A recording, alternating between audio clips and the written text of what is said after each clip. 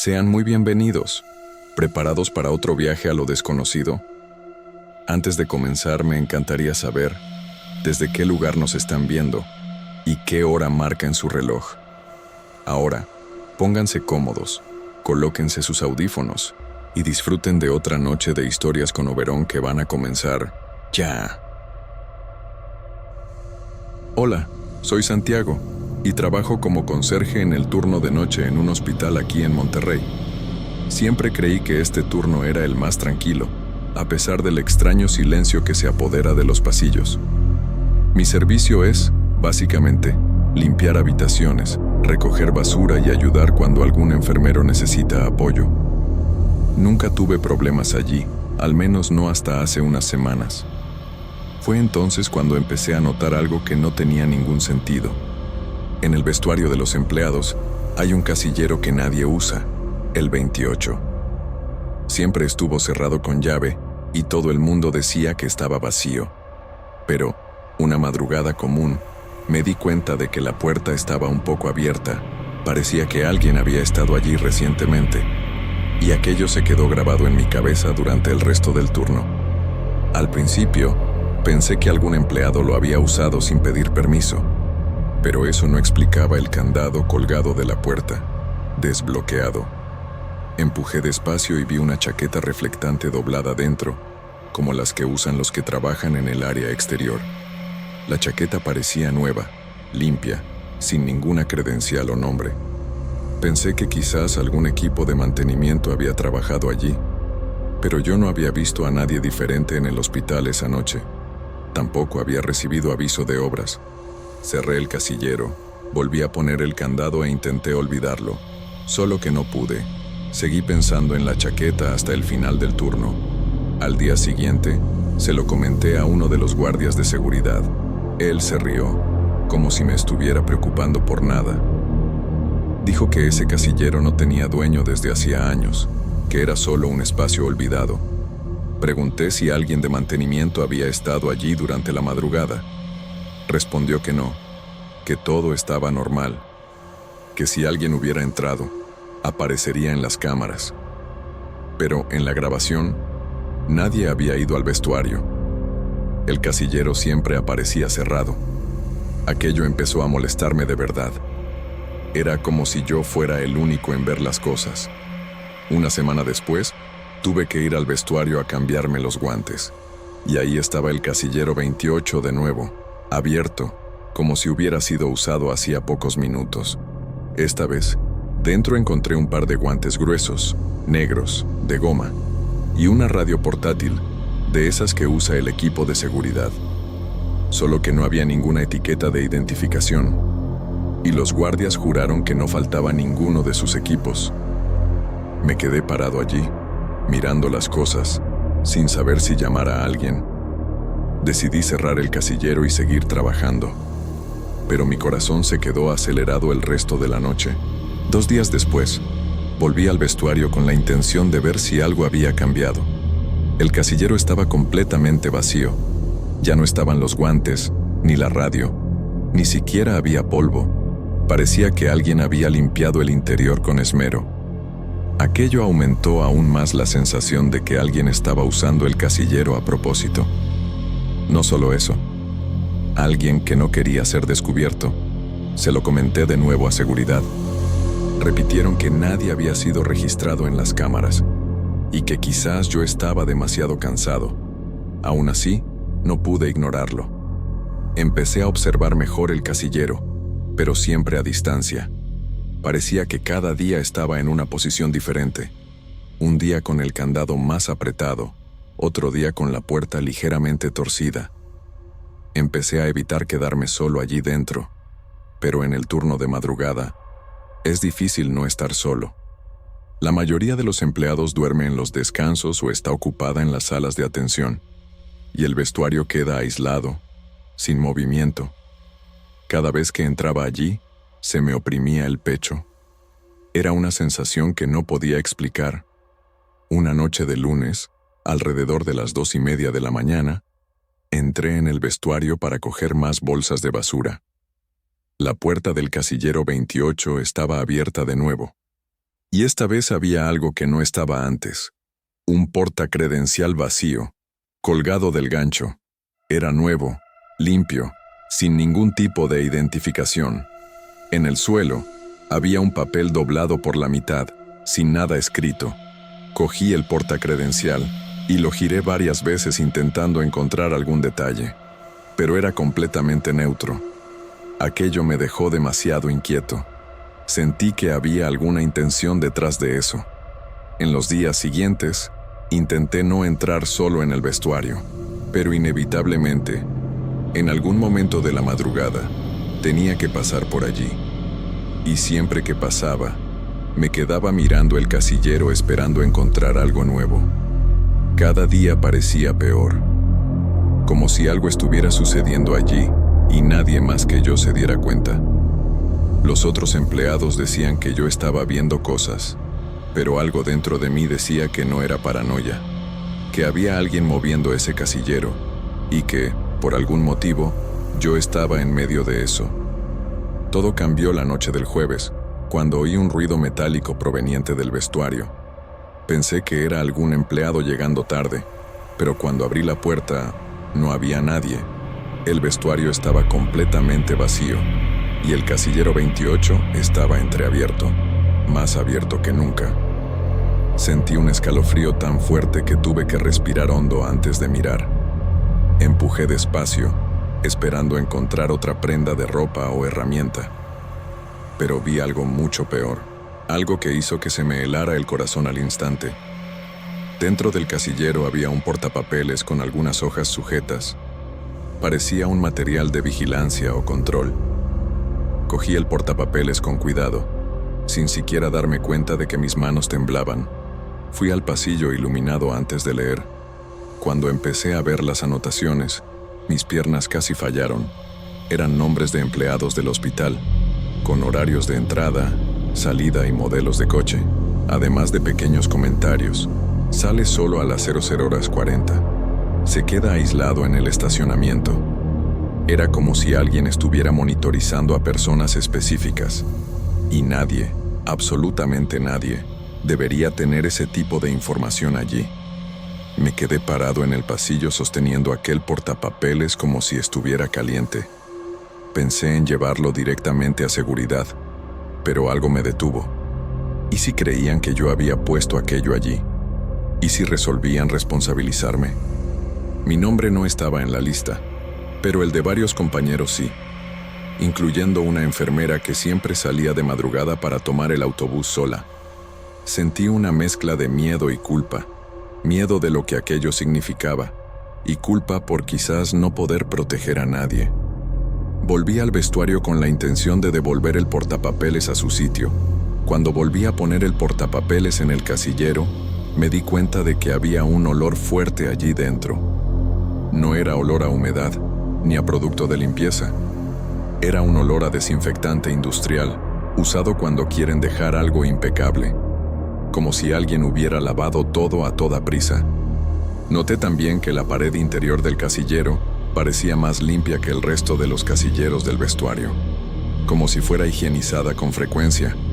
Cerré el casillero con cuidado, intentando no hacer ruido. Tuve la sensación de que alguien me estaba observando. Miré por todo el vestuario, pero no vi nada. Aún así, el peso de aquella sensación se quedó conmigo el resto de la noche. Al final del turno, alrededor de las 6 de la mañana, fui a la sala de seguridad. Decidí armarme de valor y comentar sobre el portapapeles. Expliqué lo que había visto, intentando sonar natural. Uno de los guardias, el más viejo, frunció el ceño al instante. Preguntó si estaba bromeando. Yo respondí que no tendría ningún motivo para inventar algo así. Llamó a su colega para revisar las cámaras de la noche. Me quedé mirando la pantalla, con el corazón acelerado. Pero lo que apareció allí solo me dejó más confundido. En las imágenes, yo entraba en el vestuario, pero no aparecía ningún movimiento en el casillero, ninguna puerta abriéndose, ninguna sombra, nada. Era como si el casillero hubiera estado cerrado todo el tiempo, hasta el momento en que yo lo toqué, solo que, en la grabación, Ya estaba abierto cuando me acerqué, y en las cámaras del pasillo, nadie entraba antes que yo. El guardia se rascó la cabeza, claramente incómodo, y dijo que quizás la puerta estaba mal encajada. Intenté insistir, pero me di cuenta de que no querían involucrarse, quizás por pereza, quizás por miedo, no sé. Pero salí de allí sintiéndome solo en el problema. Cuando llegué a casa, no pude dormir bien. Me quedé pensando en el objetivo de aquella lista. ¿Quién haría algo así? ¿Y por qué? Intenté imaginar a alguien infiltrado en el hospital, pero no tenía sentido. Nadie extraño había sido contratado, y el movimiento en aquella área era mínimo. Volví al turno la noche siguiente ya con el estómago revuelto. Pasé la noche entera evitando el vestuario, pero era imposible evitarlo para siempre. Alrededor de las 3 de la mañana, tuve que cambiar la bolsa del cesto de ropa sucia. Respiré hondo y entré allí. La sala estaba igual que siempre, solo el ruido leve del aire acondicionado, pero el casillero 28 estaba completamente cerrado, candado en su sitio. Parecía inofensivo, pero solo de mirarlo me dio un escalofrío en el pecho. Decidí que no lo abriría, pasara lo que pasara. Solo necesitaba coger lo que vine a buscar y salir. Pero mientras estaba doblando la bolsa de basura, oí un clic detrás de mí. El mismo sonido de metal que había oído antes. Me giré despacio, sintiendo ya mi garganta secarse. La puerta del casillero estaba entreabierta. Juro que no la toqué, ni pasé cerca. Aquel clic había sido muy claro, como el del candado girando solo. Sentí que mis piernas se debilitaban. Por impulso, di 2 pasos hacia atrás. Mi mano sudaba tanto que casi se me cae la bolsa de basura. Intenté decir algo, pero mi voz no salió. Yo sabía que, si miraba dentro, iba a ver algo que no quería ver, pero no mirar parecía aún peor. Era como darle la espalda a algo que estaba al acecho. La inquietud se apoderó de mí, y antes de que pudiera pensarlo mejor, empujé la puerta despacio. Esta vez no había ropa, ni radio, ni portacredencial. Dentro había solo un objeto, y aquello me hizo helarme aún más. Era el mismo portapapeles, pero ahora con otras hojas nuevas, que no estaban allí antes. Y, esta vez, mi nombre estaba en la lista, con mi horario, mi trayecto a casa y hasta el número de mi coche. Mi corazón empezó a latir tan fuerte que me dolió. La letra parecía la misma de las otras anotaciones, organizada, metódica, tranquila, como alguien que hace esto desde hace mucho tiempo. Me quedé mirando el papel sin poder respirar, y la sensación de ser observado volvió aún más fuerte. Salí del vestuario casi corriendo, pero intentando no parecer desesperado. Necesitaba pensar en qué hacer.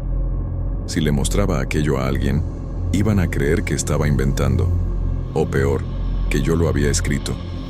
Pensé en llamar a la policía, pero ¿qué iba a decir? ¿Un casillero se abre solo y pone mi nombre en una lista? Yo mismo sabía lo absurdo que sonaría aquello. Pasé el resto del turno completamente alerta. Cada sonido, cada paso, parecía alguien detrás de mí, y la madrugada nunca tardó tanto en terminar. Juro que, por unos segundos, pensé que me iba a desmayar allí mismo. Apreté el portapapeles contra mi pecho e intenté respirar despacio, pero mis manos estaban temblando demasiado. Solo podía pensar que alguien estaba estudiando la rutina de todo el mundo en el hospital, como si estuviera esperando una oportunidad para pillar a alguien solo. Y lo peor, eso estaba guardado en un casillero que, oficialmente, no era de nadie. La sensación de estar siendo observado era tan fuerte que empecé a mirar a mi alrededor, como si alguien fuera a salir de detrás de las puertas de los baños en cualquier momento. Llevé el portapapeles directamente a la sala de la supervisora. Llamé a la puerta. Ella abrió con esa cara de quien estaba resolviendo 1000 cosas al mismo tiempo, y yo solo pude levantar mi mano temblorosa con el portapapeles. Ella preguntó qué era, y yo se lo expliqué todo. Miró las páginas y una por una, con el ceño fruncido.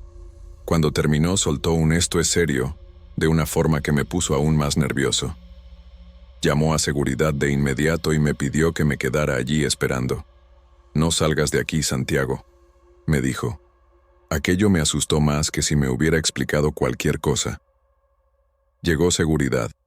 2 tipos que yo ya conocía del turno de noche. Miraron las anotaciones, se miraron entre ellos, y preguntaron si yo había tocado algo más, si había visto a alguien rondando el vestuario. Yo dije que no, que era siempre igual. Yo llegaba, encontraba el casillero abierto, veía algo extraño, lo cerraba, ponía el candado, y listo. Me pidieron que los llevara hasta allí. Fui, pero confieso que mis piernas estaban pesadas, como si estuviera caminando hacia una trampa. A cada paso, solo pensaba, ¿y si el tipo todavía está cerca?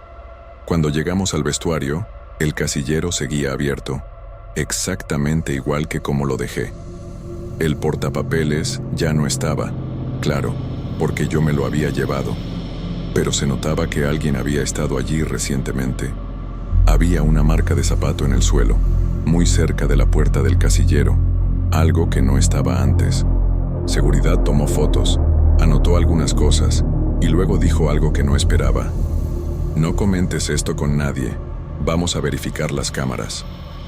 Fue entonces cuando recordé que aquel pasillo tenía una cámara mirando hacia el vestuario.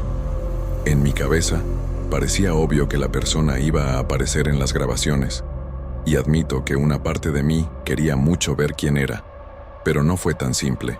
Al día siguiente, incluso antes de que yo llegara al hospital, uno de los guardias de seguridad me mandó un mensaje diciendo: «Cuando llegues, ven directo a la sala de la supervisora». Solo eso. Llegué medio ansioso, medio confuso, pensando que habían identificado a alguien. Cuando entré en la sala, estaban la supervisora, los 2 guardias de seguridad y un tipo que yo nunca había visto. Parecía ser alguien administrativo, quizás jurídico. Fue él quien habló. «Santiago, necesitamos mostrarte algo». Giró el monitor y abrió el video de la cámara del pasillo del vestuario. El video mostraba el pasillo normal, vacío, con esa iluminación tenue que tiene el hospital por la noche. A las 02:17, que era la hora que yo recordaba haber encontrado el casillero abierto con el portapapeles, el video seguía mostrando el pasillo, absolutamente vacío. No había nadie entrando, nadie saliendo, nada. Retrocedieron algunas horas en el video. Luego avanzaron hasta el momento en que yo aparezco entrando en el vestuario. De nuevo, el pasillo estaba siempre vacío. El casillero simplemente aparecía abierto sin que nadie hubiera sido registrado allí. Los miré y pregunté: «¿La cámara está funcionando?» Y el tipo de jurídico respondió: «Lo está». Fue entonces cuando todo empezó a empeorar, porque si las cámaras estaban funcionando, si nadie aparecía allí, y si aún así el casillero cambiaba de contenido toda la noche, bueno, había algo sucediendo que yo no podía explicar. La supervisora me preguntó si yo creía que alguien estaba intentando involucrarme en algo, si tenía algún problema con otros empleados. Yo lo negué. Realmente no tengo bronca con nadie. Mi trabajo es simple: limpiar, organizar, mantener las cosas funcionando. No tiene sentido que alguien elija justamente mi turno para hacer este tipo de cosas. Los guardias de seguridad dijeron que iban a vigilar, pero me pidieron que evitara el vestuario solo por unos días. Parecía un buen plan, pero es difícil evitar un lugar que necesitas usar, ¿verdad? Aún así hice lo posible. Por la noche, yo evitaba pasar por aquel pasillo. Si necesitaba cambiarme de ropa, llevaba a alguien conmigo. Los de seguridad hacían rondas más frecuentes. Aparecían de repente, como si estuvieran realmente esperando pillar a alguien infraganti. Pero nada pasó. Ningún casillero abierto, ningún objeto extraño, ningún portapapeles. Todo se quedó normal, demasiado normal. Una semana pasó. Empecé a pensar que quizás todo había sido alguna broma muy bien hecha o alguna cámara oculta bizarra. Pero, en realidad, creo que solo quería creer eso para poder trabajar en paz. Hasta que, una noche de sábado, yo estaba casi terminando mi turno cuando pasé por el vestuario solo para verificar si estaba todo cerrado. La puerta estaba cerrada. El pasillo estaba silencioso. Pero, cuando me acerqué, vi algo que hizo que se me revolviera el estómago. Había una marca de mano en la puerta del casillero, una marca hecha con algo oscuro, como grasa o hollín, y el casillero estaba ligeramente abierto. De nuevo, no abrí. No tuve valor. Solo di 2 pasos hacia atrás. Me senté en el banco y me quedé mirando esa puerta entreabierta, sin moverme. No sé explicar lo que sentí, pero era una mezcla de miedo y certeza. La certeza de que aquello no había terminado. De que alguien, o algo, estaba usando ese casillero y que no quería ser visto en las cámaras. Al día siguiente, volví allí con la supervisora.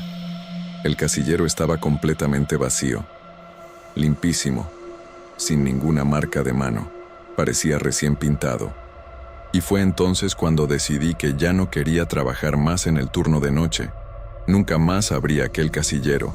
Y para ser sincero, todavía hoy sigo soñando con aquel portapapeles y con la sensación de que alguien estaba anotando todo sobre nosotros, justo debajo de nuestras narices.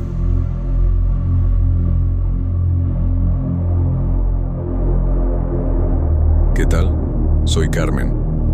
Hace poco me mudé a un edificio antiguo aquí en Monterrey, de esos que ya tienen olor a polvo impregnado en las paredes. Necesitaba un lugar para empezar de nuevo después del divorcio, algo pequeño, barato y que me dejara respirar un poco. El apartamento no es grande, pero es acogedor a mi manera. La primera semana, todo parecía bastante normal. Ruido de tráfico, pasos en el pasillo, gente hablando alto. Solo una cosa me llamó la atención: el vecino del 402. Nunca lo vi en persona, pero lo oía toser y caminar despacio allá adentro.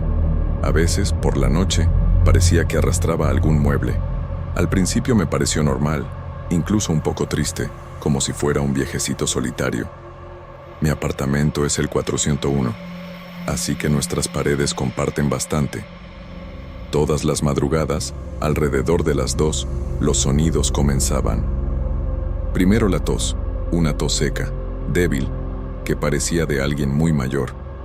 Luego venían los pasos, siempre lentos y espaciados, como si estuviera midiendo cada movimiento. El ruido de arrastrar muebles era lo que más me molestaba. Parecía que empujaba algo pesado de un lado a otro. No entendía por qué siempre de madrugada, pero imaginaba que tal vez era insomnio o algo así. Nada que llamara demasiado la atención al principio, solo que, con el tiempo, aquello empezó a inquietarme. Una noche, mientras intentaba dormir, oí el ruido más nítido que nunca. Era como si estuviera justo al otro lado de la pared de mi habitación, arrastrando algo metálico. Me senté en la cama de inmediato. Pasé unos minutos solo escuchando, intentando adivinar qué era. La tos vino justo después, tan cercana que sentí como si alguien hubiera tosido dentro de mi cuarto. Mi corazón se aceleró, pero traté de no dramatizar. Puede que solo fuera el edificio viejo transmitiendo el sonido de una manera extraña. Aún así, me quedé despierta hasta que el ruido cesó. Por la mañana, estaba exhausta e irritada. Pasé algunos días intentando ver si veía al vecino salir. Siempre me cruzaba con las mismas personas en el pasillo, pero nunca con él.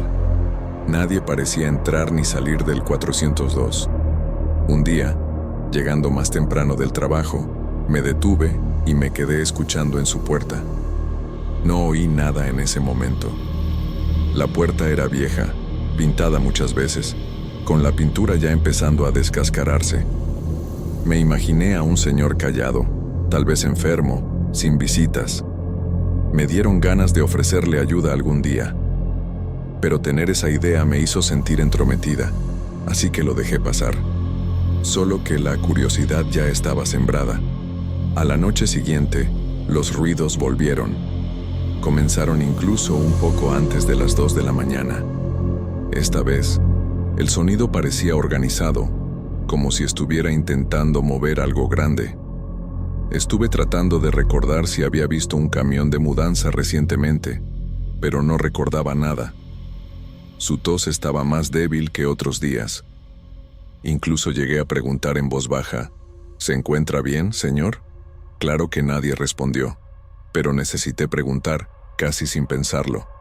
Después de eso, los ruidos disminuyeron poco a poco, y yo finalmente dormí, con la extraña sensación de que alguien me había oído. Una mañana de sábado, me encontré al conserje en el pasillo. Estaba cambiando una bombilla quemada y aproveché para entablar conversación. Le pregunté casualmente si conocía al señor del 402. El conserje levantó las cejas de inmediato, como si estuviera intentando recordar de quién hablaba. ¿Del 402? Repitió. Sí, el viejecito que vive ahí. El que tose mucho. Me miró de una manera extraña. Ahí no vive nadie, señora. Al momento me reí pensando que era una broma, pero él siguió serio. ¿Cómo que no vive nadie?, pregunté. Se apoyó en la barandilla, respiró hondo y dijo, el último inquilino del 402 murió hace unos 6 meses. La frase me impactó como una descarga eléctrica. ¿Murió?, pregunté sin saber qué decir. Murió. Era un anciano que vivía solo. El conserje explicó que tardaron días en darse cuenta porque no tenía familia cerca. Dijo también que encontraron el cuerpo cerca de la puerta. Se me secó la garganta.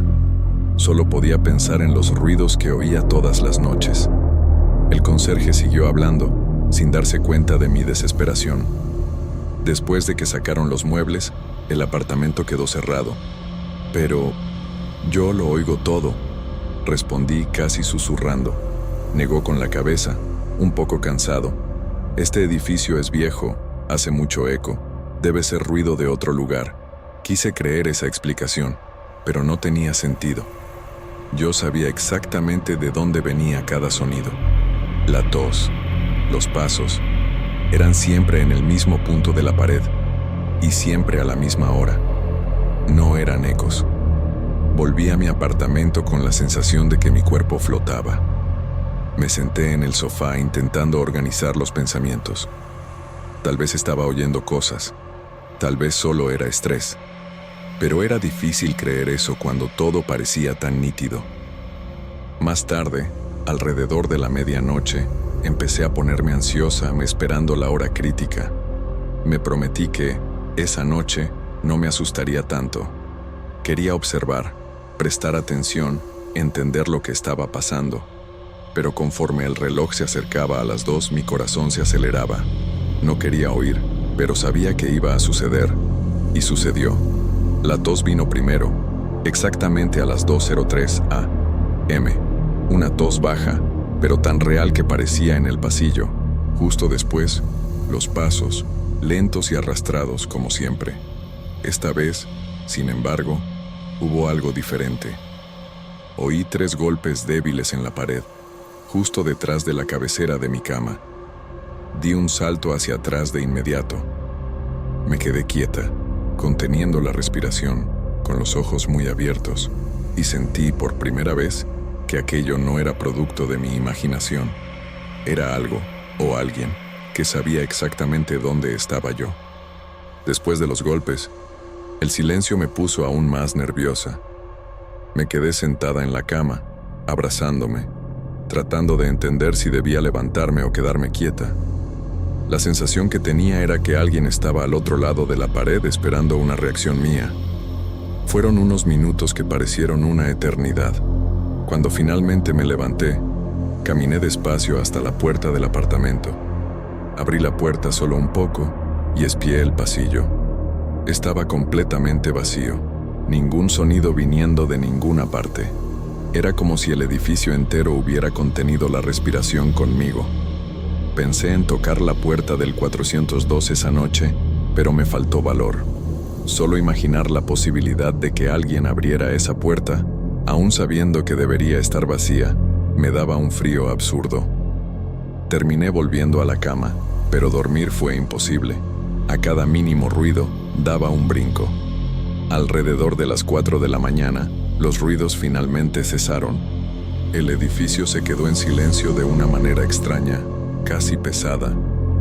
Al día siguiente, mientras tomaba café, Empecé a intentar racionalizar. Debía haber otra explicación. Tuberías, madera vieja, qué sé yo. Pero la verdad es que no me lo creía. Los sonidos tenían un ritmo demasiado humano. Esa tarde, decidí dar una vuelta por el edificio para ver si encontraba algo que explicara los ruidos. Bajé las escaleras despacio, mirando cada puerta, cada grieta en la pared. El edificio es antiguo, pero no se está cayendo a pedazos. Frente a la puerta del 402, todo parecía demasiado normal para un lugar vacío durante meses. Ningún olor a polvo acumulado, ninguna telaraña en la manija. Hasta la alfombra de la entrada parecía nueva. Aquello me incomodó más de lo que debería. Era como si alguien estuviera cuidando ese pasillo sin que nadie se diera cuenta. O como si el apartamento no estuviera tan vacío. Cuando volví a mi apartamento, noté una cosa en la que nunca me había fijado. La pared que separa mi habitación del 402 tenía una pequeña mancha oscura cerca del rodapié. Parecía leve, casi imperceptible, como si fuera una filtración antigua. La toqué con la punta de los dedos y sentí la superficie un poco fría. Me quedé mirando esa mancha por unos minutos, intentando recordar si siempre había estado ahí. Pero estaba segura de que no. No de esa manera. La sensación de que algo se acercaba poco a poco comenzó a crecer dentro de mí. Y aún sin querer admitirlo, empecé a tener miedo de la oscuridad. Esa noche, dejé todas las luces del apartamento encendidas. Me sentí ridícula por eso, pero el silencio me estaba volviendo loca. Esperaba, de alguna forma, que la claridad ahuyentara los sonidos. Me quedé sentada en el sofá, envuelta en una manta, mirando el reloj todo el tiempo. Cuando dieron las 2 de la mañana, todo mi cuerpo se tensó. Cerré los ojos por un instante, respirando hondo, intentando calmarme. Pero la tos apareció de nuevo. Baja, distante, pero inconfundible. Después, oí pasos. Y, esta vez, parecían en el pasillo, no dentro del apartamento de al lado. Me levanté despacio y caminé hasta la puerta. Pegué el oído a la madera, intentando identificar de dónde venían los sonidos. El pasillo estaba silencioso, pero los pasos parecían moverse detrás de mí, del lado de la pared, como si alguien estuviera caminando entre el 401 y el 402, en un espacio que no debería existir. Mi corazón latía tan fuerte que casi no podía respirar bien. De repente, oí un arrastre seco, como si algo raspara el suelo justo detrás de mi cama. Ese ruido me paralizó. Yo sabía exactamente qué punto era ese. Era donde dormía todas las noches, y parecía que alguien estaba pasando la mano por el suelo del otro lado. Volví a la habitación con pasos cortos, casi sin tocar el suelo. La luz todavía estaba encendida, y eso debería tranquilizarme, pero no servía de mucho. Me quedé parada en la puerta, mirando mi cama fijamente como si esperara ver algo moverse, pero no había nada. Solo el silencio y mi respiración acelerada. Me senté en el suelo y apoyé la espalda en la pared opuesta, para estar lo más lejos posible de la pared del 402. Sabía que necesitaba dormir, pero el miedo no me dejaba. Cada sombra parecía moverse, cada mínimo ruido me hacía contener la respiración. Era como si el apartamento estuviera respirando conmigo. Pasé la madrugada así, despierta, esperando que el ruido cesara. Alrededor de las 5 de la mañana, la tos volvió, pero esta vez de una manera diferente. Estaba más débil, casi un suspiro, como si la persona tuviera dificultad para tomar aire. Temblé entera. Esa tos parecía tan próxima que podía imaginar a la persona allí, sentada en el suelo, apoyada en la misma pared que yo. Casi sentí el peso de alguien del otro lado. Me levanté despacio, intentando no hacer ruido. No sé por qué, pero tuve la sensación de que, si hacía cualquier movimiento brusco, llamaría la atención de lo que estuviera allí, y no quería eso. No en ese momento. Cuando el sol comenzó a entrar por las rendijas de la ventana, Finalmente sentí un poco de alivio. El edificio parecía otro por la mañana, más ligero, más seguro. Es extraño cómo la luz lo cambia todo. Pasé el día oyendo música e intentando distraerme, evitando mirar la pared de la habitación. Pensé en pedir un cambio de apartamento, pero tendría que explicar el motivo, y no quería parecer loca. También pensé en llamar al conserje para que oyera los ruidos, pero solo sucedían por la noche. Incluso si lo llamaba, dudo que alguien me creyera. Era como si aquello fuera solo conmigo, como si estuviera dirigido a mí. La noche siguiente, decidí grabar los sonidos. Puse mi móvil en la cabecera de la cama y dejé la grabadora lista.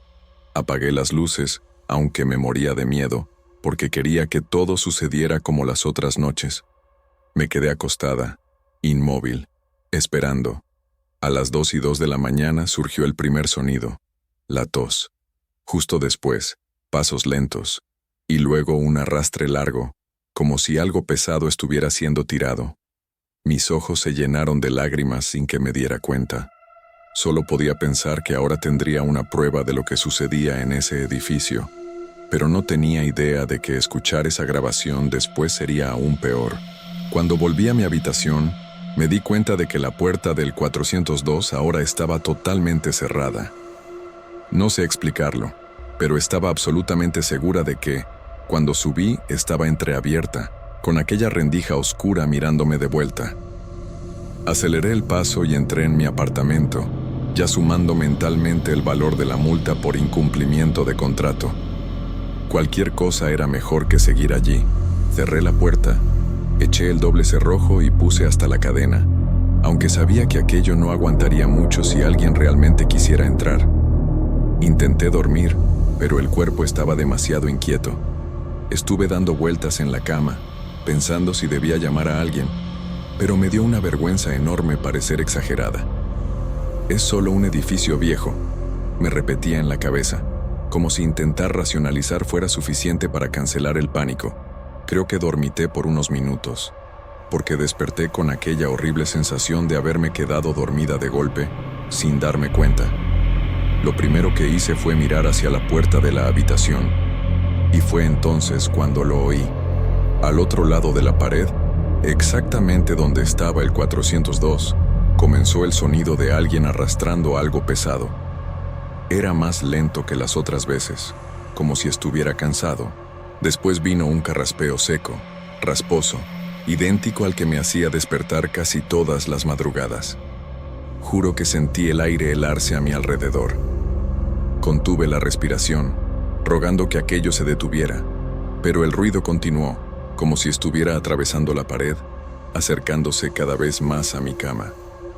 Mi corazón estaba latiendo tan fuerte que pensé que me iba a desmayar. Antes de que me armara de valor para levantarme, el sonido se detuvo de repente, un silencio tan absoluto que parecía incorrecto. Y entonces, en medio de ese silencio, escuché 3 golpes lentos en la pared, justo detrás de mi cabecera. No un golpe accidental, no un ruido del edificio. 3 golpes rítmicos, como si alguien estuviera diciendo, «Sé que estás ahí». Subí los pies a la cama y me quedé encogida, respirando rápido. Cogí mi móvil con la intención de grabar el audio, pero la mano me temblaba tanto que se me cayó 2 veces antes de conseguir abrir la aplicación. Cuando finalmente pulsé el botón de grabar, todo ya se había detenido. Ya no había nada, ni arrastre, ni carraspeo, ni golpes. Solo el débil ruido del tráfico lejano entrando por la ventana. Estaba tan frustrada que sentí ganas de llorar. Necesitaba alguna prueba, cualquier cosa que demostrara que no me estaba volviendo loca. Entonces, decidí levantarme. No sé de dónde saqué el valor, pero fui hasta la puerta de mi apartamento con la intención de filmar la puerta del 402 y mostrárselo al conserje después. Cuando giré el pomo, oí el clic seco del pestillo. Abrí despacio, esperando ver el pasillo oscuro y vacío. Y estaba realmente vacío, al menos a primera vista, pero cuando giré el móvil hacia la izquierda, noté una marca de arrastre en el suelo, como si algo hubiera sido tirado desde allí hasta desaparecer en dirección a la escalera.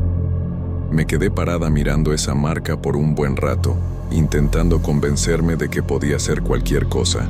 Obra, mudanza, suciedad, imaginación. Pero, en el fondo, no parecía nada de eso. Parecía fresca, reciente, como si hubiera sido hecha minutos antes. Respiré hondo, tratando de mantener la calma, y estiré la mano para intentar tocarla. Pero antes de que mis dedos se acercaran, oí aquel mismo carraspeo detrás de mí, viniendo de dentro del 402. No miré hacia atrás, no tuve el valor. Simplemente empecé a andar, primero rápido, luego casi corriendo, hasta entrar en el ascensor. Pulsé el botón de la planta baja repetidas veces, como si eso fuera a hacer que la puerta se cerrara más rápido. Cuando finalmente se cerró, oí algo golpear del otro lado. No sé si fue la puerta del 402, si fue un mueble, si fue la pared. Solo sé que el sonido vino junto con una sensación horrible, como si hubiera sido observada todo el camino. Dormí en casa de una amiga esa noche.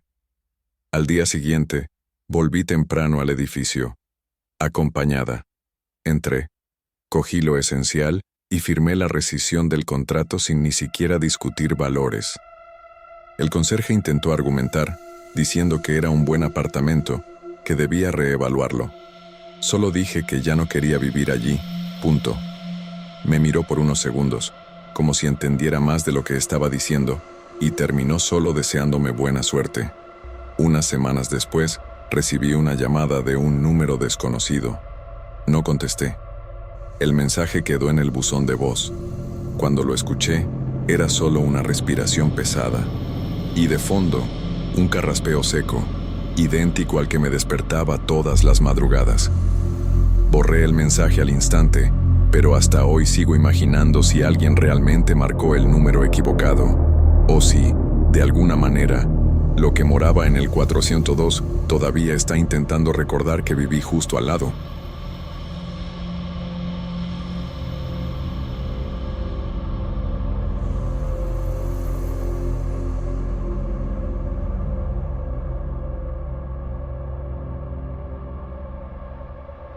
Pensé mucho antes de venir a compartir lo que nos está pasando, pero decidí venir aquí porque es una forma de dejar todo documentado. Vivo en un pequeño poblado cerca de Monterrey, simple, agrícola, donde casi todo el mundo se conoce desde la infancia. La sequía nos ha venido golpeando desde hace meses, y el ambiente está más tenso de lo normal. Nadie quiere hablar demasiado, pero todos parecen cargando un mismo miedo silencioso. Trabajo como técnico de mantenimiento en una fábrica que queda a media hora de mi casa. Me mudé hace poco, buscando un lugar más tranquilo, pero desde que llegué comencé a notar cosas raras. Al principio fueron solo detalles, sobres colocados en la puerta aunque yo no había pedido nada, ruidos en el pasillo cuando supuestamente no había nadie más en el piso, y la sensación persistente de que alguien sabía exactamente mis horarios. No es un lugar inseguro, pero últimamente se siente como si estuviera siendo observado. Las luces del pasillo fallan a menudo, y, aunque yo mismo podría arreglarlas, prefiero no trabajar en mi propio edificio después de lo que he estado experimentando. La primera vez que recibí uno de esos sobres, pensé que era correo equivocado. Estaba cerrado, sin remitente, y con mi nombre escrito a mano, de una manera demasiado lenta, casi infantil. Lo abrí esperando encontrar propaganda o alguna carta del arrendador, pero solo había una hoja doblada con una frase escrita en bolígrafo: "No bajes al pozo". No entendí nada y hasta me reí un poco, pensando que era una broma.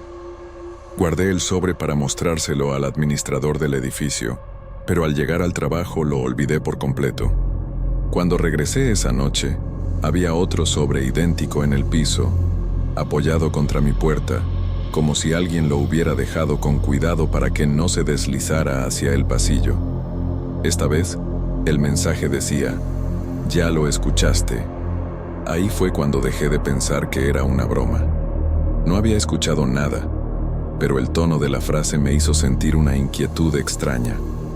Abrí la puerta despacio, mirando hacia adentro antes de entrar, aunque sabía que nadie podía haber estado allí.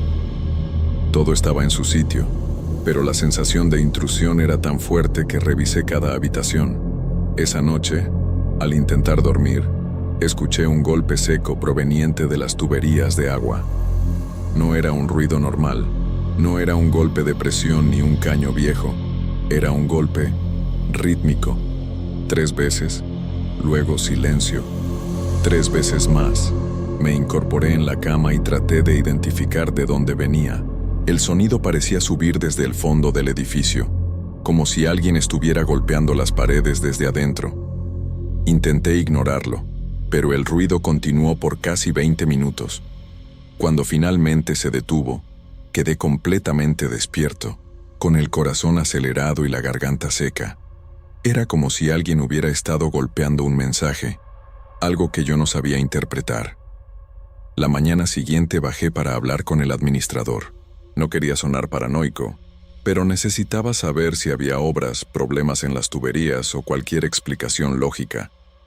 Él me miró con una expresión que no supe descifrar. Me dijo que no había nadie trabajando y que el edificio llevaba años sin mantenimiento mayor. Antes de irme, me preguntó en voz baja si el ruido había sido anoche. No respondió cuando le pregunté qué quería decir con eso. Solo levantó los hombros y dijo que últimamente algunos vecinos estaban oyendo cosas. Su actitud me dejó más inquieto que antes. La sequía llevaba meses castigándonos y cada semana oscilaba entre la resignación y el miedo. Todos hablaban de pozos vacíos, de ganado muerto y de campos agrietados como piel vieja. Las reuniones en la iglesia ya no eran para pedir milagros abstractos, sino para organizar quién compartiría agua con quién, hasta que un día, sin previo aviso, alguien dijo que el arroyo había vuelto a correr. Yo no lo creí al principio. Pensé que era otro rumor sin fundamento, pero al final, la curiosidad pudo más. Caminé hasta el cauce con otros vecinos, y ahí estaba, agua clara, fresca, avanzando sobre un lecho que había estado muerto por meses. Lo extraño es que nadie sabía de dónde venía. Algunos dijeron que era una bendición, otros que había que desconfiar. Don Mateo, el más viejo del poblado, se quedó mirando el agua durante un buen rato antes de decir algo. «Esto no es normal», murmuró. Yo pensé que se refería a la sequía cambiando de repente, pero luego explicó que el arroyo nunca había vuelto así de un solo golpe. Siempre había señales, humedad previa, manchas verdes, algo, pero esta vez no. Era como si el agua hubiera aparecido de la noche a la mañana, sin aviso, sin transición. Sus palabras hicieron que varias personas se persignaran en silencio. Yo traté de no dejarme llevar por el miedo, pero había algo raro en la forma en que la corriente avanzaba. Demasiado pareja, demasiado limpia. Los niños fueron los primeros en acercarse a tocarla. El agua estaba fría, más de lo que cualquiera esperaba. Parecía venir de un deshielo, aunque en nuestra región eso no tenía sentido. Tal vez es de alguna fuga o desviación río arriba, dije, intentando encontrar lógica. Pero don Mateo negó con la cabeza. Río arriba no hay nada desde hace años, respondió. Nada que pueda generar esto. Sus palabras me dejaron inquieto, pero aún así intenté seguir con mi día, convencido de que todo se explicaría con el tiempo. No sabía que esa misma tarde todo iba a empeorar. Apenas llegó la noche, comenzaron los rumores de que el agua tenía algo extraño. La gente decía que al recogerla en cubetas, dejaba una marca oscura al fondo, como si algo se hubiese asentado ahí. Un polvo fino, casi imperceptible, que no existía cuando el arroyo estaba seco. Algunos afirmaron que la marca parecía una sombra, como si el agua hubiera tocado algo que no debería. Yo pensé que eran exageraciones. La mente humana en crisis es experta en fabricar miedos. Pero aún así, decidí revisar por mí mismo. Tomé una cubeta vieja, caminé de nuevo hacia el arroyo y capturé un poco del agua. Al principio, no vi nada. El líquido se movía tranquilo dentro del plástico, transparente, sin olor raro. Pero al dejar la cubeta en el suelo y esperar unos segundos, algo comenzó a aparecer en el fondo. No era barro, tampoco polvo. Era una forma irregular, casi como una mancha de aceite, pero sin reflejo. Una sombra líquida dentro de un agua clara. Retrocedí un paso sin darme cuenta. Toqué la superficie con la punta de los dedos y la retiré de inmediato. Estaba más fría que antes. Demasiado fría. No supe qué pensar, pero tuve la certeza instantánea de que esa agua no debía beberse. Cuando conté lo que vi, algunos vecinos me dijeron que estaban notando lo mismo. Otros aseguraron que incluso habían oído sonidos dentro del agua, como un burbujeo profundo, suave, que no correspondía con la corriente natural. Una mujer juró que, al inclinarse para llenar un cántaro, sintió que algo le rozó la mano desde abajo. Como si hubiera movimiento, dijo. Nadie quiso repetir las palabras en voz alta, pero todos pensamos lo mismo. Peces no podían ser. No había ni uno solo en ese arroyo desde hacía décadas. Y aun si los hubiera, ¿cómo explicar la sombra? Esa noche casi nadie durmió.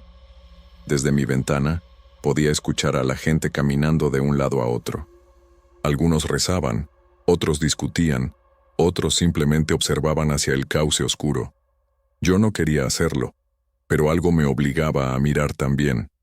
A medianoche, el agua parecía brillar de una manera extraña, como si reflejara una luz que no existía alrededor. Un resplandor tenue, pulsante, casi respirando. Sentí un escalofrío recorrerme la espalda. Cerré las cortinas, pero ya era tarde. Esa imagen se quedó clavada en mi cabeza hasta el amanecer. A la mañana siguiente, la marca en mi cubeta había cambiado de forma. Ya no era una mancha dispersa. Ahora parecía un círculo, casi perfecto, oscuro como tinta vieja. Toqué el fondo con un palito, intentando ver si era sedimento, pero no se movía. Era como si la cubeta lo hubiera absorbido. Agua marcada, pensé en voz baja. No sabía por qué ese término me vino a la mente, pero me provocó un miedo profundo. Cuando levanté la vista, vi a don Mateo en la puerta de mi casa. Tenía el rostro pálido, los ojos hundidos. También apareció en la mía. Dijo sin que yo le preguntara nada. Fuimos juntos al arroyo. Varias personas ya estaban allí, murmurando entre sí. Todos tenían cubetas, frascos, recipientes con la misma marca negra formándose en el fondo. La gente debatía qué hacer, si debíamos reportarlo a alguien, si era contaminación o un castigo divino. Pero antes de que llegáramos a una conclusión, un niño comenzó a gritar. Señalaba el agua con los ojos desorbitados. Cuando miramos, vimos algo moviéndose bajo la superficie. No era un pez, tampoco un remolino. Era una sombra que avanzaba contra la corriente, como si estuviera subiendo por el arroyo, y no bajando. Nadie se atrevió a acercarse. La sombra avanzó hasta quedar justo frente a nosotros. Aunque la corriente debería haberla arrastrado lejos, era imposible. La forma comenzó a elevarse, como si flotara hacia arriba, acercándose a la superficie. Yo sentí que me faltaba el aire. La gente retrocedió, pero nadie gritó. Era un silencio absoluto, pesado, como si el aire mismo hubiera sido marcado igual que el agua. Y justo cuando esa cosa estaba a punto de asomar, la corriente se detuvo por completo. El agua quedó inmóvil, como si hubiera sido congelada en un segundo. Nadie sabía qué hacer.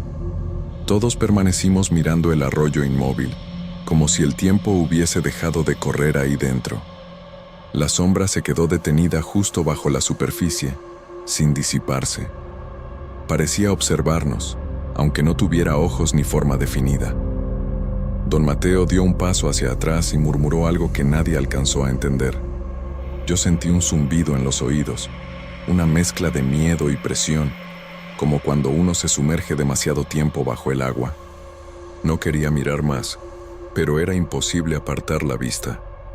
Había algo hipnótico en esa presencia oscura, algo que parecía reconocer cada uno de nuestros movimientos. De pronto, la sombra se desvaneció como si nunca hubiese estado ahí. En el mismo instante, la corriente volvió a fluir, pero de forma diferente, Ahora avanzaba con un movimiento más brusco, como si el arroyo tuviera prisa por arrastrar algo. La gente se dispersó en silencio, caminando hacia sus casas sin hablar, como si todos compartiéramos un mismo pensamiento del que no queríamos hacernos responsables. Don Mateo me tocó el hombro antes de irse. «Esto no es agua normal», dijo con la voz quebrada. «Marca lo que toca». Sus palabras me persiguieron todo el día. Intenté seguir con mi rutina, pero cada vez que miraba una superficie lisa, creía ver sombras donde no había. Al caer la tarde, volví a revisar la cubeta que había dejado en el patio. La marca del fondo había crecido. Ya no era un círculo delgado, sino un borde irregular que parecía expandirse con el paso del tiempo. Metí la mano para ver si sentía algo, aunque sabía que no debía hacerlo.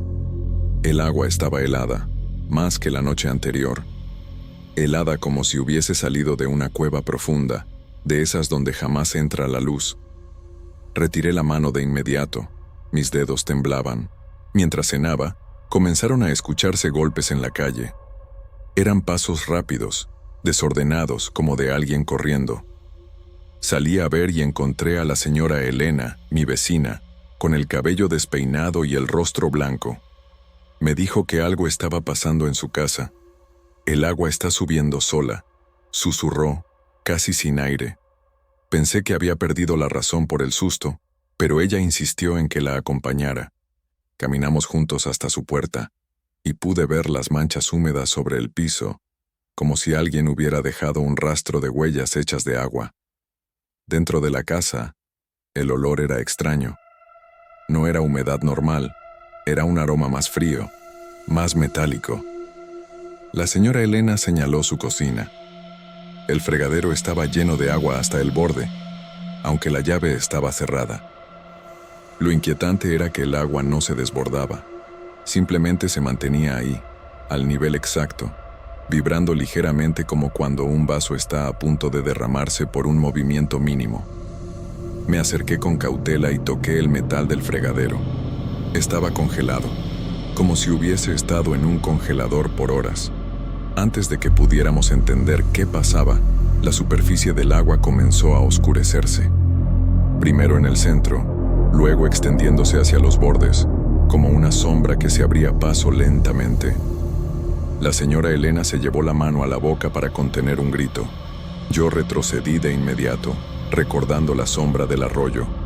Era la misma tonalidad, el mismo movimiento lento y deliberado. Cuando la mancha llegó a cubrir casi la mitad del agua, algo se movió debajo, como un tirón suave. No esperé más. Cerré la puerta de golpe y le dije a la señora que no se acercara. Salimos a la calle en silencio. Varios vecinos estaban afuera también, con expresiones de miedo clavadas en el rostro. Una mujer aseguró que su tina del baño había empezado a llenarse sola, igual que el fregadero de la señora Elena. Otra dijo que el pozo comunal estaba subiendo de nivel sin que nadie bombease. Todos hablaban al mismo tiempo, pero sin levantar mucho la voz, como si tuvieran miedo de que algo los escuchara. Yo trataba de ordenar mis propios pensamientos. El agua no era solo anómala, estaba actuando con intención. Decidimos reunirnos en la iglesia, el único lugar donde todos se sentían un poco más seguros. Las bancas estaban llenas y las ventanas cerradas, como si estuviéramos esperando que una tormenta atravesara el pueblo. El padre Julián intentó mantener la calma, pero incluso él temblaba mientras hablaba. Dijo que debíamos mantenernos unidos, que no podíamos dejar que el miedo nos dividiera. Yo lo escuchaba, pero mis ojos se iban hacia los cubos y botellas que la gente había traído sin pensar. Todos tenían la misma marca negra en el fondo, cada una creciendo de manera distinta, pero con el mismo borde oscuro que parecía comer la luz. Alguien propuso vaciar toda el agua marcada fuera del pueblo. Otros dijeron que eso podría empeorar las cosas. Una mujer sugirió hervirla, pero quienes lo habían intentado aseguraron que la marca no desaparecía, incluso se hacía más nítida.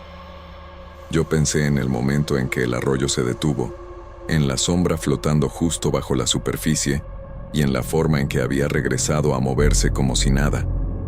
¿Y si esto no era contaminación? ¿Y si no era algo físico? Don Mateo levantó la mano. Todos callaron al instante. El agua está eligiendo, dijo, con una voz tan baja que apenas lo oímos.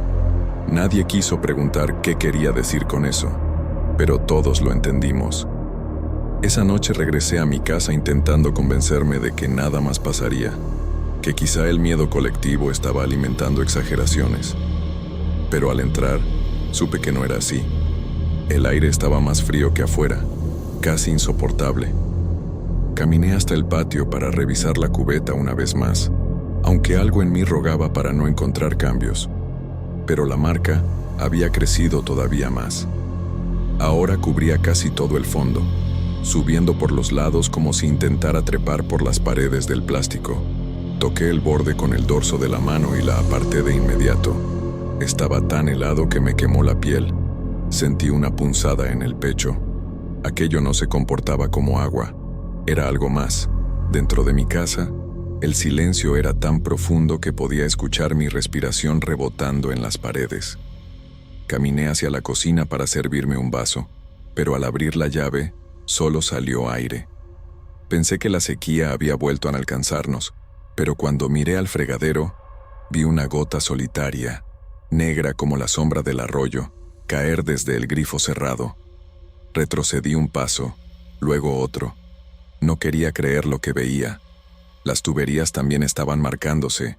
El agua se estaba infiltrando en todo lo que tocaba, incluso en aquello que no estaba siendo usado. Apagué todas las luces y me quedé sentado en la sala, tratando de ordenar mis ideas. Intenté pensar en una explicación lógica, mineralización rara, un hongo, una reacción química desconocida. Pero cada una de esas posibilidades perdía fuerza al recordar el movimiento de la sombra bajo la superficie, la corriente deteniéndose, el agua apareciendo de golpe tras meses de sequía. Había algo en esa presencia que no encajaba con nada natural, algo que parecía responder a la gente, a nuestras miradas, a nuestra preocupación, como si se alimentara de ella. Un ruido seco me hizo levantarme de golpe. Venía del baño. Caminé despacio, sintiendo cada paso como si pesara el doble. La puerta estaba entreabierta. Dentro, el lavabo brillaba ligeramente bajo la poca luz de la ventana. Me acerqué con cautela. El agua del sifón estaba temblando, vibrando como si algo se moviera debajo. Y entonces lo escuché, un golpe hueco, como si alguien tocara desde dentro de la tubería. Me paralicé. El sonido se repitió. 2 toques, suaves, deliberados. No fue un crujido, no fue goteo, fue un llamado. Terminé saliendo de la casa sin apagar nada, sin cerrar la puerta con llave. Necesitaba luz, voces, cualquier cosa que me recordara que aún había vida normal alrededor. Caminé hasta la calle principal, donde varios vecinos ya estaban reunidos nuevamente. Nadie quería estar solo esa noche. Algunos cargaban cubetas, otros solo traían mantas, como si hubieran salido corriendo sin pensar. Cuando me vieron llegar, la señora Elena me preguntó si también había escuchado eso. No me pidió detalles, ni yo a ella. Ambos sabíamos que hablábamos de lo mismo. Varios aseguraron haber oído ruidos en las paredes, otros en los drenajes, otros en las cubetas que habían dejado fuera. Una joven dijo que el espejo de su baño amaneció empañado desde dentro y que había una marca circular dibujada con el vaho. Cada relato era peor que el anterior, pero todos compartían el mismo patrón. El agua ya no estaba esperando a ser recogida, se estaba moviendo sola, y cada vez que lo hacía, dejaba señales más claras, más personales, como si estuviera aprendiendo de nosotros, como si intentara comunicarse. Cerca de las 2 de la mañana, un grito rompió la conversación. Venía de la casa de los hermanos Cruz, que vivían en la última calle del poblado. Corrimos todos hacia allá. La puerta estaba abierta y dentro se escuchaba un chorreo constante, como si una tubería hubiese explotado. Pero cuando entramos, lo que encontramos fue peor. El piso estaba cubierto de una capa de agua que parecía respirar, moviéndose en ondas pequeñas. En el centro, uno de los hermanos estaba de rodillas, temblando, señalando el pozo que tenían en el patio trasero. Nos acercamos con cautela. El agua del pozo no estaba quieta. Subía y bajaba en un movimiento rítmico, casi como si el pozo fuera un pulmón gigantesco. Cada vez que subía, la sombra aparecía en la superficie, extendiéndose como un brazo oscuro que intentaba alcanzar el borde. El otro hermano decía que habían escuchado una voz, baja, distorsionada, proveniente del agua, que al principio no entendieron las palabras, pero que sonaba como si alguien estuviera pidiendo algo. Nadie quiso investigar qué era ese algo. El padre Julián llegó poco después, con un rosario en la mano y el rostro completamente desencajado. Intentó rezar, pero cada vez que pronunciaba una frase, la superficie del pozo vibraba interrumpiéndolo, como si la propia agua reaccionara a sus palabras. En un momento, la vibración fue tan fuerte que una parte del borde de piedra se quebró, cayendo dentro con un golpazo sordo. La sombra pareció extenderse un poco más, como si hubiese probado algo que llevaba tiempo esperando. Retrocedimos todos al mismo tiempo, sin necesidad de hablar. La conclusión era obvia, aunque nadie quería ponerla en voz alta. Aquello no quería salir del pozo. Quería que nosotros nos acercáramos. Nadie durmió en todo el pueblo. Nos quedamos reunidos en la calle, observando hacia la oscuridad como si en cualquier momento algo fuera a emerger de los pozos, fregaderos o tinacos. El aire estaba más frío que de costumbre, y la neblina comenzó a descender desde los cerros cercanos, cubriendo todo con una bruma espesa que hacía difícil ver más allá de unos metros. Era como si la noche hubiera decidido cerrar el paso, aislar nuestro poblado del resto del mundo. Cada tanto, alguno decía haber escuchado un golpe, un susurro, un chapoteo lejano. Yo no sabía si eran reales o producto del pánico. Cuando comenzó a amanecer, la luz no trajo alivio. El arroyo seguía fluyendo con esa claridad antinatural, y las marcas en los recipientes habían crecido tanto que ya cubrían casi toda la base. Era como si la sombra estuviera avanzando hacia afuera, ocupando más espacio con cada hora que pasaba. Varios vecinos hablaron de abandonar el pueblo, pero don Mateo insistió en que irse no solucionaría nada. «El agua está aquí por nosotros», dijo, «no por el lugar». Sus palabras hicieron que algunos comenzaran a llorar en silencio. Al mediodía, un grupo de hombres decidió ir a revisar el nacimiento del arroyo para entender de dónde venía esa corriente repentina. Yo fui con ellos, aunque todo en mi cuerpo me decía que no lo hiciera. Caminamos por el cauce durante más de una hora, siguiendo la corriente cuesta arriba. Pero cuanto más avanzábamos, más extraño se volvía el paisaje.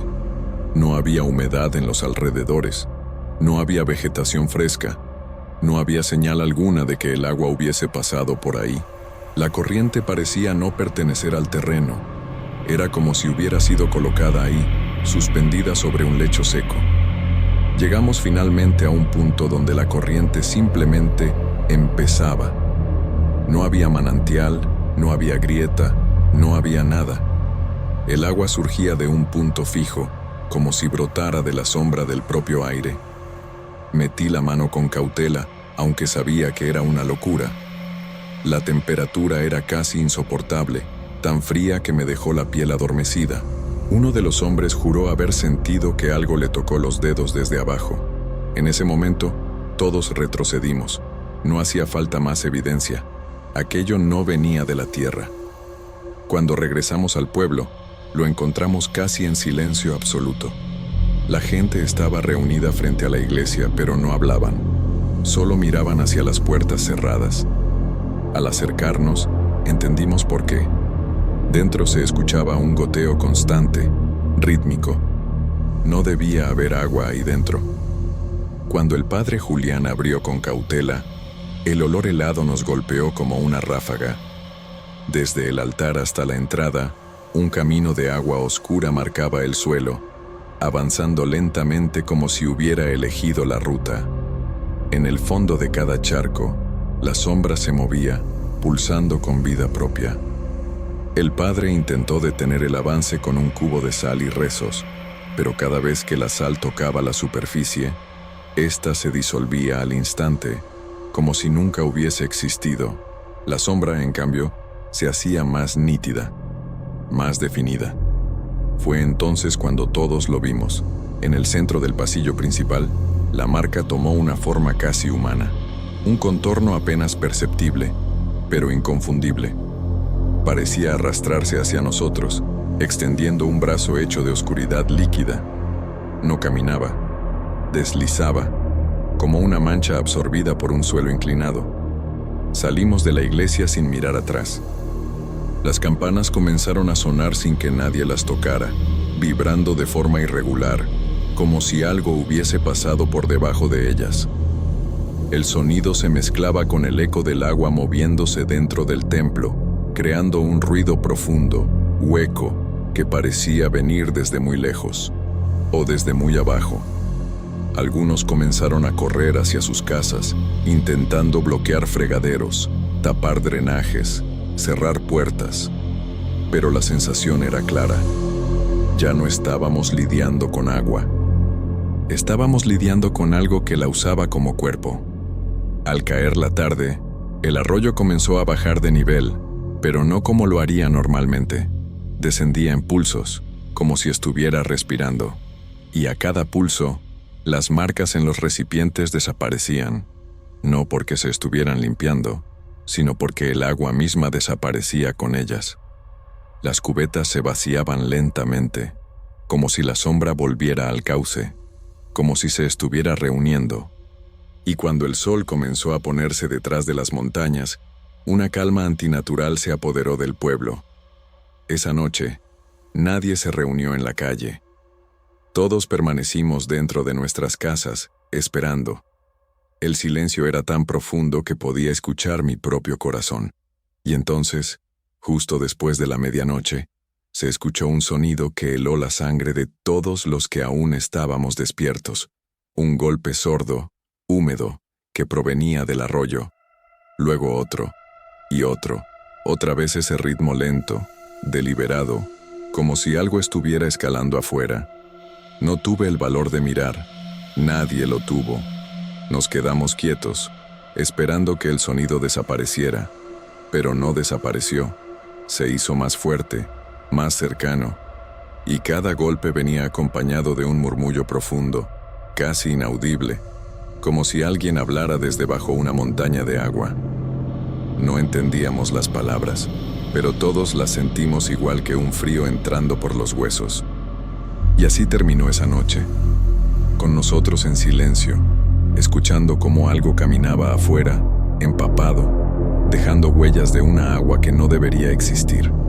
Mañana quizá tengamos que enfrentarlo, o quizá ya lo hicimos, y solo estamos esperando que nos reclame. No sé cuánto tiempo más podremos vivir con esta agua marcada, pero sé una cosa, no vino para saciarnos, vino para llevarse algo, y ya empezó.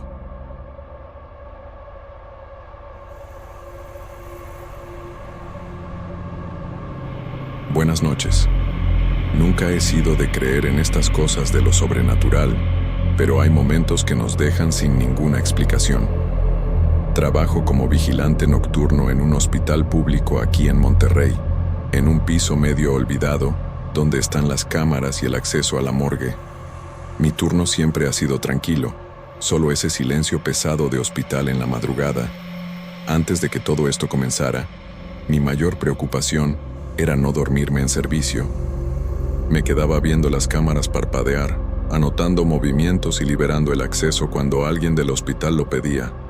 Era pura rutina, nada fuera de lo común, solo que, en esa semana, todo empezó a salirse de lo normal, y hasta hoy no sé exactamente qué pasó allí abajo. La primera rareza llegó un martes, ya pasadas las 12 de la noche. Estaba trabajando en una hoja de cálculo cuando el interfono sonó de repente. El timbre es alto, un poco irritante, así que siempre te da ese susto. Cuando contesté, oí una voz pidiendo retiro de cuerpo. Nada fuera de lo común, ya que eso es parte de mi trabajo. pero la persona dijo que estaba en el ala C, y yo sabía que esa ala había sido cerrada a las 8 de la noche por mantenimiento. No había nadie allí, ni enfermero, ni técnico, nadie. Me quedé parado mirando el interfono, tratando de entender. Desvié la mirada inmediatamente hacia las cámaras del ala C. El pasillo estaba completamente vacío, solo las luces blancas parpadeando como siempre. Ningún carrito, ninguna sombra, nada se movía. Le pedí a la persona que repitiera el nombre, pero la llamada se cortó. Fue como si alguien hubiera quitado el dedo del botón de golpe. Me quedé mirando la pantalla, esperando que llamara de nuevo, pero no pasó nada. Pensé que era un error o alguien apretando el interfono equivocado. Aún así, anoté lo ocurrido en el informe, e intenté seguir la noche como si solo fuera eso. A la noche siguiente, casi a la misma hora, el interfono sonó de nuevo. La voz pidió otra vez autorización para retiro de cuerpo.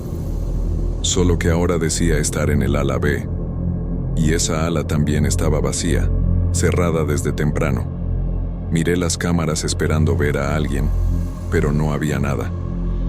El pasillo parecía incluso más quieto de lo normal, como si el aire estuviera pesado. Pedí identificación, pero nadie respondió. La llamada simplemente se quedó muda y se colgó. Anoté de nuevo, un poco incómodo.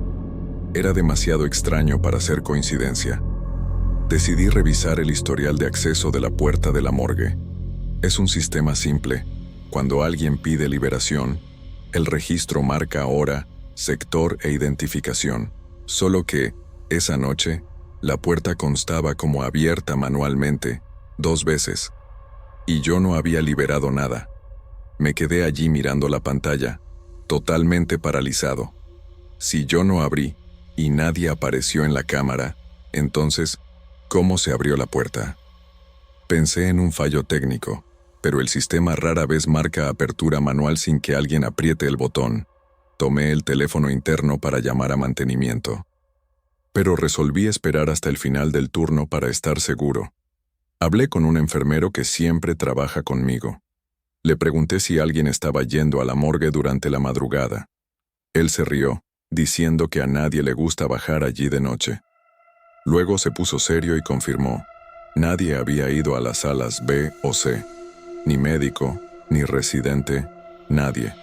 Y lo más extraño es que, según él, el vigilante antiguo ya comentaba algo parecido antes de pedir traslado.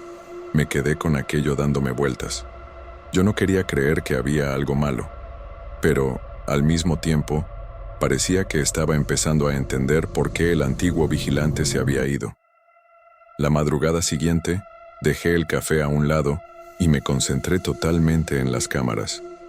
Sentía como si algo fuera a suceder, como si estuviera siendo observado. Alrededor de las 2 de la mañana, el interfono sonó de nuevo. Esta vez, la voz vino más baja, como si el micrófono estuviera lejos. Le pedí a la persona que hablara más alto. La respuesta fue la misma frase: retiro de cuerpo. Solo que la voz parecía arrastrada, casi sin fuerza. Miré la cámara del sector indicado, nada. El pasillo estaba tan quieto que parecía una foto. Y luego la llamada se cortó de nuevo. Fue cuando me di cuenta de algo en el sonido de la llamada. Al fondo, muy bajito, se podía oír un ruido como si alguien arrastrara algo pesado, pero era tan distante que parecía venir de detrás de la pared.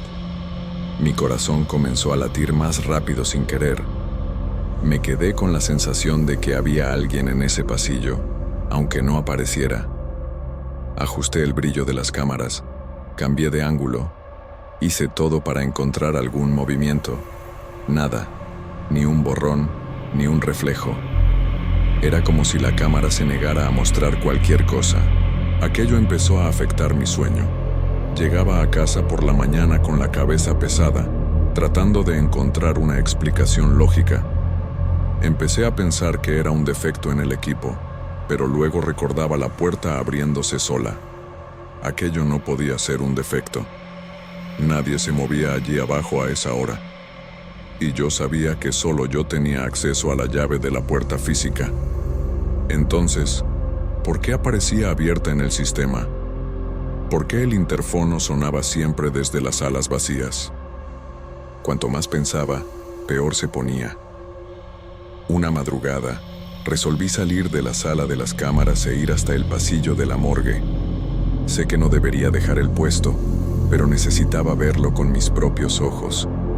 El pasillo estaba frío como siempre, pero esa vez parecía más helado. Mis pasos resonaban demasiado fuerte, como si el sonido estuviera atrapado allí. Cuando doblé la esquina, vi la puerta de la morgue entreabierta. Estaba seguro de que la había cerrado antes de comenzar el turno. No se balanceaba, no hacía ruido. Solo estaba allí, quieta, abierta lo suficiente para mostrar la oscuridad adentro. Volví a la sala rápido, con el corazón acelerado. Intenté convencerme de que alguien podría haber olvidado la puerta abierta, pero eso no tenía sentido. La llave la tenía yo, y el personal de la mañana siempre cerraba antes de irse. Incluso si alguien hubiera bajado allí, lo habría visto en las cámaras. Pero no había nada registrado, ningún movimiento. Cuando me senté de nuevo, me di cuenta de que mi mano estaba temblando. La sala de las cámaras parecía más pequeña, más apretada. El brillo de las pantallas parecía iluminar solo lo suficiente para que yo no viera el resto de la sala. Me quedé allí intentando respirar profundamente, sintiendo el aire pesado, y por primera vez pensé en pedir un cambio de turno, pero no quería pasar por miedoso. Al día siguiente, llegué más temprano y fui directamente a hablar con la supervisora. Le conté todo: la puerta abierta, el interfono, la ausencia total de personas en las cámaras. Ella escuchó con expresión cansada, como si yo estuviera inventando problemas. Dijo que el sistema es viejo, pero funciona, y que los fallos en el registro no eran novedad. Pero cuando mencioné el sonido de algo siendo arrastrado, pareció incómoda. Aún así, anotó media docena de palabras y me pidió que monitoreara con más atención. Salí de la sala con la sensación de no haber sido tomado en serio. Era como si todos allí evitaran hablar de ese piso. Empecé a pensar que tal vez ya habían oído historias parecidas, solo que no querían admitirlo. Más tarde, mientras preparaba el café, uno de los técnicos de enfermería pasó por la sala. Me miró de una forma extraña y me preguntó si estaba aguantando bien el turno. Fingí que no entendía y pregunté qué quería decir. Él se rió, pero no parecía una risa natural. Dijo que ese piso tiene fama y que el vigilante anterior se había ido medio desesperado. Pregunté qué exactamente había pasado. Él solo dijo: si se hubiera quedado una semana más, creo que habría enloquecido. Aquello me dejó aún más inquieto. Era como si todos supieran algo que yo no sabía. Y nadie quería explicarlo bien. Esa misma noche, resolví probar algo por mi cuenta. Tomé mi celular y lo dejé grabando un punto ciego de las cámaras oficiales. Quería asegurarme de que el sistema no estaba fallando. Puse el celular en un trípode improvisado y lo dejé grabando por horas. Cuando el turno terminó, volví a buscar el aparato. La batería se había agotado, pero todavía tenía unos minutos de grabación. Lo vi allí mismo, sentado, con el sol empezando a salir afuera. El pasillo estaba normal en el video, vacío, quieto. Pero en un cierto momento, la luz del sensor se encendió sola, y la puerta de la morgue se movió, casi imperceptible. No era viento. No podía ser viento allí. El pasillo es interno, sin ventanas, sin corriente de aire. Revisé el video varias veces, aumentando el brillo, el contraste, todo. La puerta no se abría del todo, solo daba un pequeño tirón, como si alguien estuviera sujetando la manija. Y luego el sensor se apagaba de nuevo. Sé cómo funciona ese sensor. Ya vi al técnico explicando que solo se enciende con movimiento humano. Aquello me hizo sudar frío al instante. Les mostré el video a 2 colegas del turno de la mañana. Los 2 me pidieron que no comentara mucho sobre aquello. Pasé el resto del día sin poder dormir bien. Cada vez que cerraba los ojos, recordaba la puerta moviéndose en aquel video. Por la noche, volví al trabajo con la sensación de que algo iba a pasar de nuevo. Y pasó. Alrededor de las 3 de la mañana, el interfono sonó. Pero esta vez, el sonido parecía más débil, como si el aparato estuviera distante. Cuando atendí, oí la misma frase: retiro de cuerpo. Solo que la voz estaba entrecortada, casi tragada por el chirrido. Y esta vez, oí claramente un segundo sonido, algo como pasos lentos, arrastrados, resonando detrás de la voz. Sentí un escalofrío en la espalda en ese momento. Miré las cámaras del sector indicado, pero el pasillo estaba completamente vacío. Ninguna sombra, ningún carrito, nada. La luz parecía más débil, como si la cámara estuviera perdiendo resolución. Pedí más información por el interfono, pero la llamada se cortó abruptamente. Fue como si alguien hubiera quitado el dedo del botón. Me quedé parado allí escuchando el silencio de la sala. El hospital entero parecía haber contenido la respiración. Empecé a pensar si debía llamar a alguien. ¿Pero quién iba a creer? Resolví bajar nuevamente hasta el pasillo de la morgue. Esta vez, fui más despacio, tratando de prestar atención a todo. El suelo parecía más helado de lo normal, como si hubiera sido lavado hacía poco. Las luces parpadeaban de una forma extraña, como si se estuvieran debilitando. Cuando doblé la esquina, la puerta de la morgue estaba cerrada, pero había una marca en el suelo, un rasguño fino, como si algo pesado hubiera sido arrastrado de allí hacia el pasillo. Me agaché para mirar más de cerca. El rasguño era reciente, se podía ver por el brillo. Levantándome despacio, sentí mi garganta secarse. No quería entender lo que aquello sugería.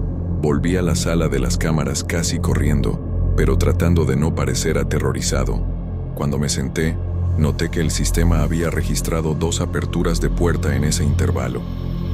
Yo estaba en el pasillo en ese momento, y no vi a nadie. Ninguna puerta abriéndose, ningún ruido fuerte. Lo que sea que estuviera moviendo la puerta, lo hacía sin aparecer. Esa sensación mala en el estómago volvió con fuerza. Respiré hondo y traté de mantener la cabeza en su sitio, pero ya no conseguía pensar bien. Parecía que había cruzado una línea invisible, y ahora ya no había vuelta atrás. Terminé el turno sin conseguir relajarme ni un segundo. Me quedé mirando las cámaras hasta que el sol empezó a salir. Cuando el personal de la mañana llegó, intenté comentar sobre el rasguño en el suelo, pero nadie quiso hablar sobre aquello. Uno de ellos hasta cambió de tema al instante. Era como si aquello fuera un tabú entre ellos. Y fue entonces cuando descubrí que el vigilante antiguo iba a pasar por allí ese día para resolver un papeleo. Decidí que iba a hablar con él, costara lo que costara. Necesitaba saber lo que él había visto. Solo así estaría seguro de que no estaba perdiendo la cabeza. Llegué más temprano esa noche, solo para intentar encontrar al vigilante antiguo. Estaba en la recepción firmando unos documentos, con una cara cansada, como quien no duerme bien hace días. Cuando me acerqué, me reconoció de vista. Dijo que sabía por qué estaba allí. No esperé a que continuara y le pregunté directamente sobre lo que sucedía en el piso de la morgue. Él respiró hondo, como si estuviera conteniendo algo desde hacía mucho tiempo. Dijo que no quería entrar en detalles, pero que no se podía trabajar solo allí. Le pregunté si era por el interfono. Él solo asintió mirando al suelo y dijo que aquello comenzó exactamente como había comenzado conmigo. Contó que, en las últimas semanas antes de pedir traslado, el interfono llamaba casi siempre a la misma hora. Siempre desde alas vacías, siempre para retiro de cuerpo, y que, al principio, pensaba que era un problema técnico. Pero después se dio cuenta de que las puertas se abrían incluso sin autorización. Sentí la respiración volverse pesada al oír aquello. Le pregunté si había visto a alguien. Negó con la cabeza, pero dijo que oyó cosas. Pasos, arrastrar de metal, algo parecido a alguien empujando un carrito vacío. Y dijo que, un día, oyó a alguien decir su nombre en el interfono. Aquello me hizo helar al instante. Intenté preguntar más, pero él se puso visiblemente nervioso. Dijo que no quería recordar aquello, que fue exactamente por eso que pidió irse. Antes de irse, me miró de nuevo y dijo una última cosa. Dijo: si empiezas a oír desde dentro, no bajes. Me quedé parado allí, sin poder reaccionar. La frase se quedó resonando en mi cabeza el resto de la tarde.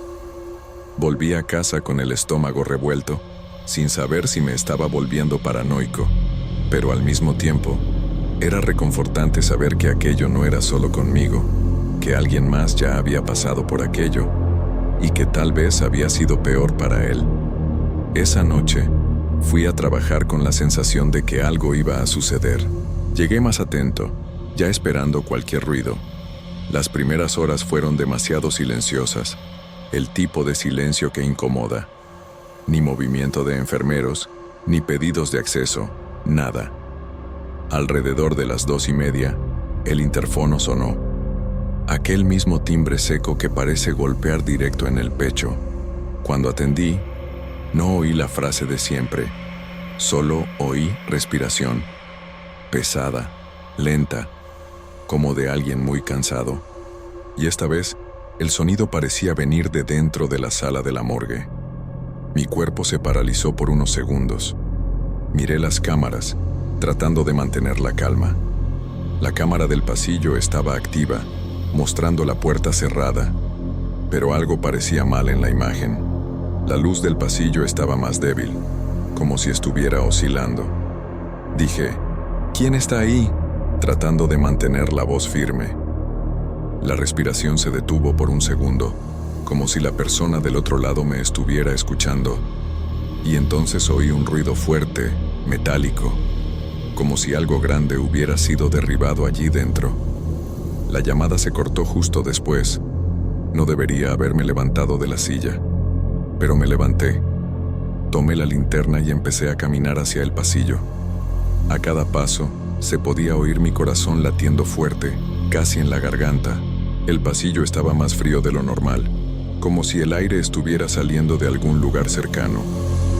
Cuando doblé la esquina, la puerta de la morgue estaba cerrada, pero la luz del sensor estaba encendida, lo que significaba que había movimiento allí dentro. Acerqué la mano a la manija, pero estaba demasiado helada. Haber retrocedido habría sido la decisión correcta, pero aún así, intenté escuchar algo antes de volver. Fue cuando lo oí. No era respiración, ni pasos, ni ningún ruido de metal. Era un susurro, bajo, amortiguado, como si viniera de alguien apoyado en la puerta del otro lado. No se podían entender bien las palabras. Parecía algo repetido varias veces. Me quedé paralizado. Un segundo después, la luz del sensor se apagó, y la sensación de que había alguien del otro lado desapareció, como si nunca hubiera estado allí. Solté la manija despacio, sin hacer ruido, y volví casi corriendo a la sala de las cámaras, con la linterna temblando en la mano. Cuando me senté, noté que el sistema había registrado otra apertura manual de la puerta, pero yo estaba en el pasillo en ese momento, y la puerta no se movió, o se movió tan despacio que no me di cuenta. Mis manos sudaban, y apenas conseguía escribir en el informe. Me quedé mirando las cámaras, rogando para que nada más sucediera en lo que quedaba de turno. El hospital parecía completamente vacío, más de lo normal. Ni siquiera el personal de urgencias llamó al interfono. Parecía que todo el edificio se había quedado en silencio a propósito, como si estuviera esperando algo, como si estuviera observando. El turno terminó con un enorme alivio, pero también con una duda que no me abandonaba. Cuando el personal de la mañana llegó, comenté que el vigilante antiguo había pasado por allí. Intercambiaron miradas rápidas entre ellos. Uno de ellos incluso comentó que él duró más que los otros. Pregunté qué significaba eso, pero fingieron no oír. Al salir, miré una vez más la puerta de la morgue. Estaba cerrada, como siempre, pero yo sabía que algo allí dentro no quería ser ignorado, y que todo lo que había visto o oído no era un fallo técnico, era otra cosa. Pensé seriamente en pedir traslado ese mismo día. pero por alguna razón aún no lo he pedido. Tal vez porque quiero entender qué está pasando allí, o tal vez porque tengo miedo de parecer loco. Hasta ahora, nadie me cree cuando hablo de las llamadas o de las aperturas de puerta, pero sé lo que oí, y sé que no era gente del hospital. Hoy comienza otro turno, y ya siento ese peso en el pecho. Si el interfono vuelve a sonar, no sé si voy a atender, pero sé que, de alguna manera, aquello va a continuar.